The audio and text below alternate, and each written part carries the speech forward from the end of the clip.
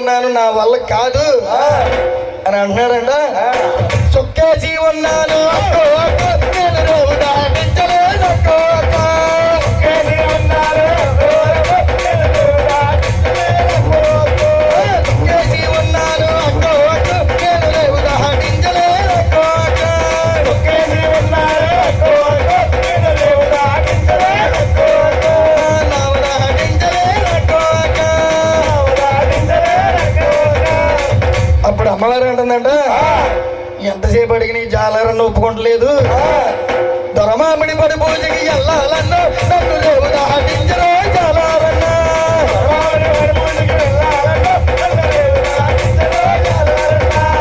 నావు దాటించరో జాలరన్న.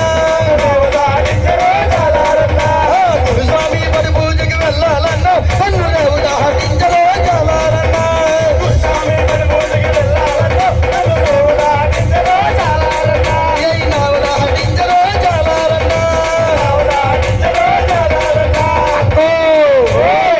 నా వల్ల కావట్లేదమ్మా, నేను వెళ్ళలేను, నేను నిన్ను రేవు దాటించలేను అంటున్నాడట. నావ దాటించలేను అక్కో అక్కో, నేను రేవు దాటించలేను అక్కో అక్కో.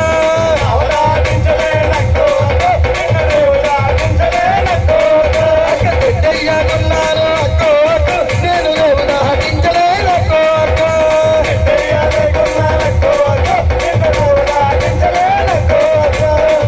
అప్పుడు అమ్మవారు అంటుందంట, ఏరా ఇందా గురించి అడుగుతున్నాను, నేను ఎవరో తెలిసేంట్రా నీకు?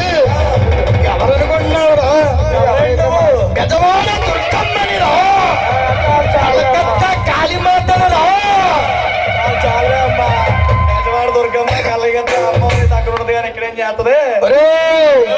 నువ్వు ఇంతకు మించి ఎక్కువ మాట్లాడితే నీ చర్మం ఒలి చేస్తాను నేను.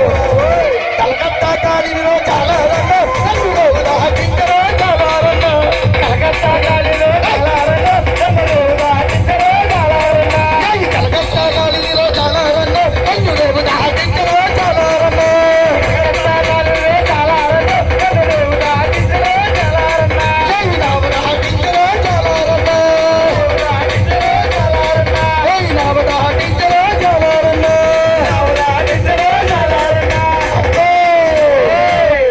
కలకత్తా కాళీమాత అనే వాడికి మనోడికి తడిసిపోయిందంట. అప్పుడు అంటున్నాడంట, నేను నావ దాటిస్తాను కానీ నువ్వు మా ఇంటికి వచ్చి మా పడిపూజ గారికి వచ్చి మా మత్తు దించమ్మా అని అడుగుతున్నాడంట. దండాలమ్మాట